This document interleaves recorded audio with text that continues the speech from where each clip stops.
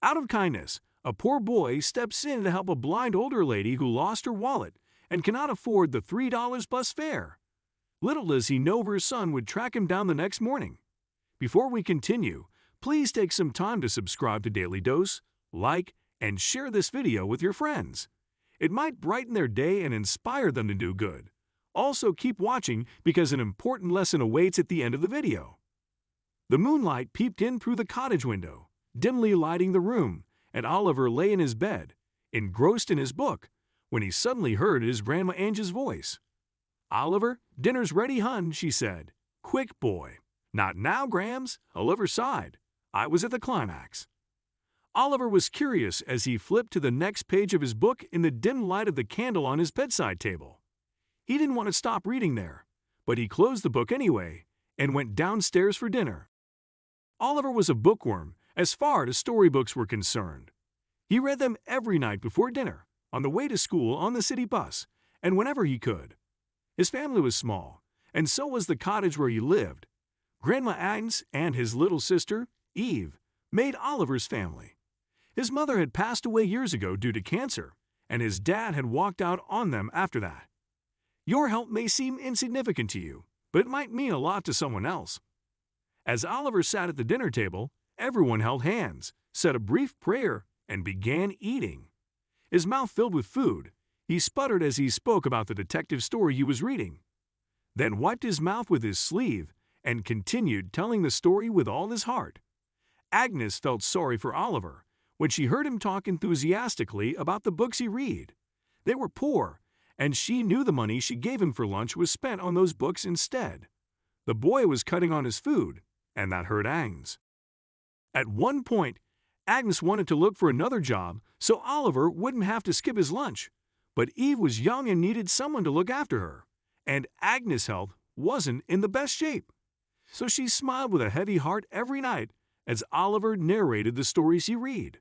She wished she had been a better grandmother. That night, after everyone finished dinner, Oliver helped Agnes clean the table, then returned to his books and dozed off while reading. The next day on the bus, Oliver was reading his storybook again when he heard a noise and looked up.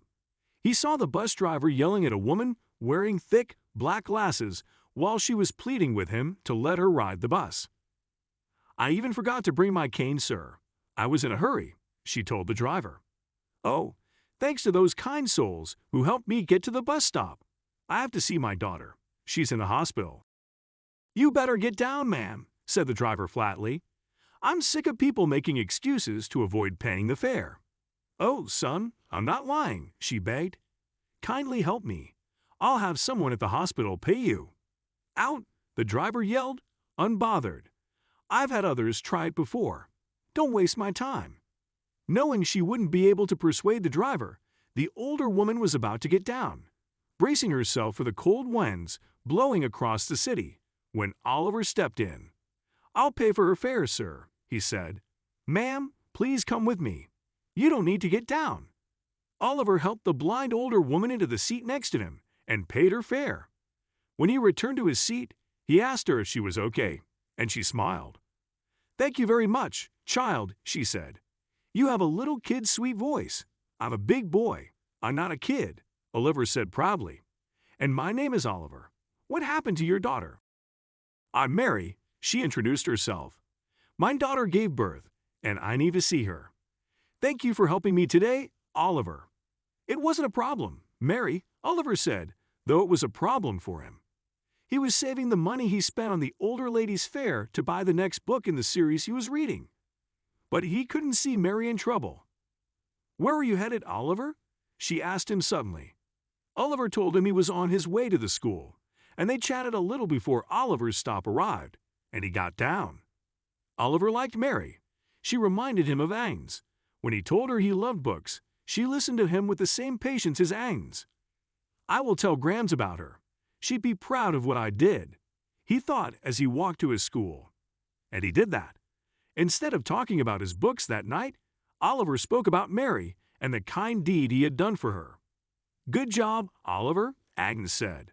"That was really sweet of you, honey." That night, Oliver had no idea he'd meet Mary's son the next morning. So when a tall man showed up on his doorstep the next day, he was confused. "Are you Oliver?" the man asked. "Yes, I am," Oliver replied as Eve and Agnes joined him at the door. "How can we help you, son?" Agnes asked. "Have you met Oliver before?" The man smiled. "I'm Jake.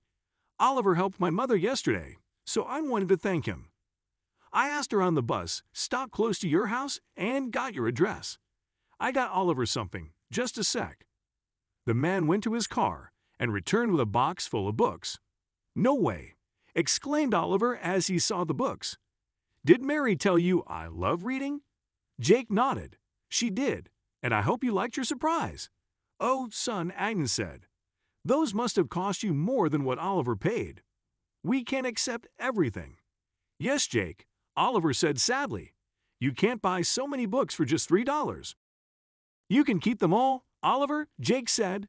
"I'm not sure how much of Oliver's story you heard, ma'am," he continued, looking at Agnes, "but my mom hadn't been able to visit my sister since she was pregnant. So yesterday's trip was important for her, and it was only possible due to Oliver.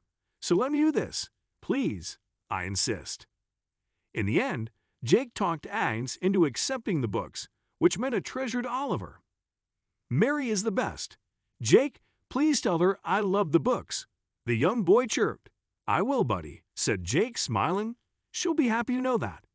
Jake had a delicious cup of raspberry tea afterward with the cookies Agnes had made, and he helped the family with house repairs and electricity supplies after noticing they were struggling.